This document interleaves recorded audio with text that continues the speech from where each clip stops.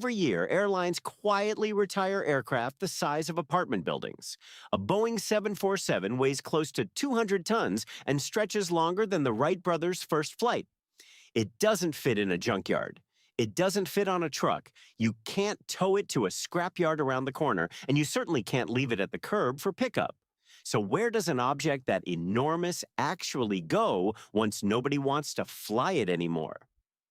This is Blind Spot, where we find what's hiding in plain sight. Right now, roughly 8,000 of these aircraft are sitting somewhere in the world, officially finished with commercial service. Not crashed, not destroyed, just gone from the skies. Industry analysts expect another 11,000 to join them over the next decade as airlines swap older jets for newer ones that burn less fuel. And what happens to all of them next turns out to be far stranger than simply disappearing. For American passenger jets, the first stop is almost always the desert. Places like Pinal Air Park outside Tucson or Southern California Logistics Airport in Victorville exist specifically because dry air and hard, alkaline soil barely let metal corrode, even after years in the open sun. At Pinal, roughly 38 Delta aircraft have sat in storage at once, including most of the airline's retired 747 fleet. 38 sounds small until you remember what you're counting. A single 747 is over 230 feet long.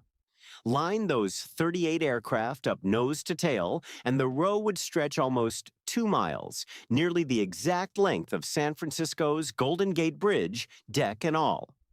At Victorville, the number peaked at 470 parked jets, with over 100 Southwest 737s among them, grounded in a single stretch.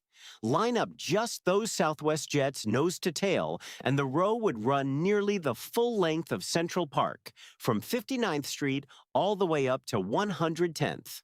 But calling this a graveyard is misleading, because almost nothing here is treated like it's dead. Before a jet is left in the desert, crews drain the fuel, strip off the airline's paint and tail number, then move to the engines. The oil gets replaced with a preservative fluid. The intakes are stuffed with moisture-absorbing desiccant bags, then sealed shut. Every few months, someone walks the rows, checking that nothing has nested inside an engine that hasn't run in a year. Here's what makes that strange. Keeping a single 747 like this costs an airline around $60,000 a month, every month, for a plane doing nothing but sitting still. If this were really the end of the road, that would be an enormous amount of money to spend on a corpse, which means desert storage was never really the destination. It's a waiting room, and what happens next depends entirely on which of 4 different paths the aircraft is quietly sorted into. The first path is the one that sounds almost like a resurrection. Some aircraft in these fields aren't retired at all in the permanent sense. They're just parked until demand for seats returns.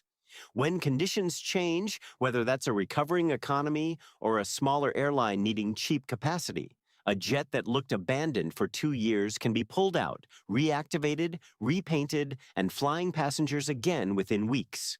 The engines are unpickled, the preservative oil flushed out, every system tested from scratch, landing gear and flight controls, re-lubricated joint by joint before anyone signs off on a test flight.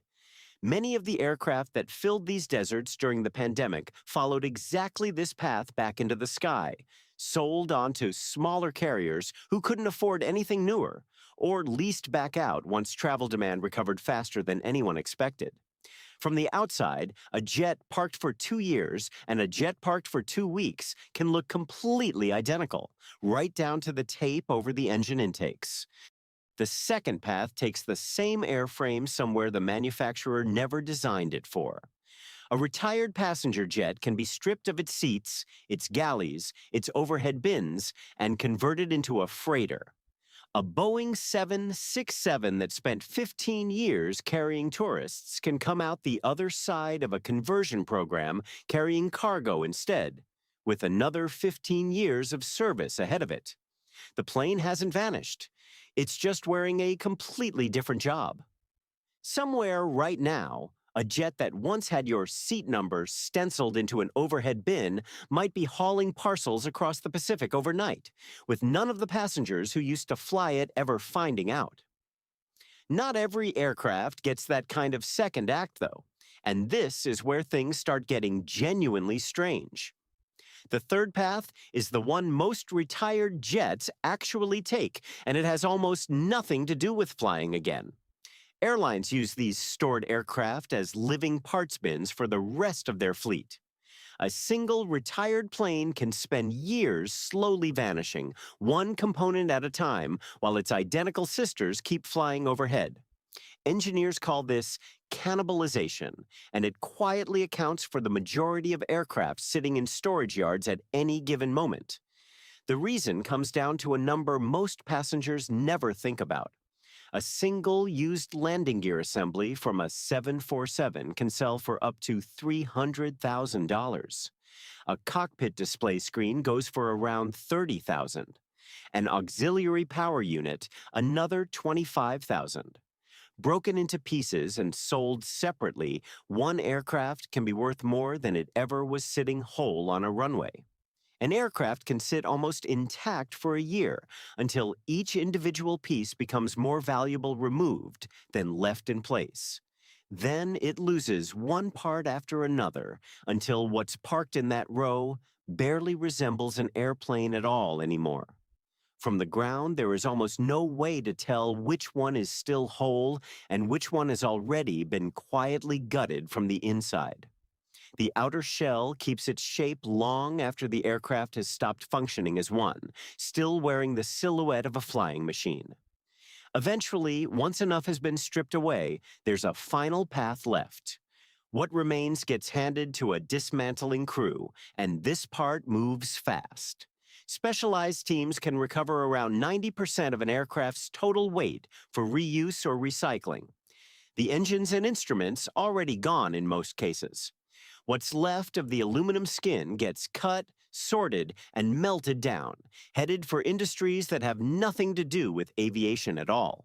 Somewhere out there, the fuselage that once carried you across an ocean might now be part of a car door, or a bicycle frame, or a soda can sitting in someone's refrigerator.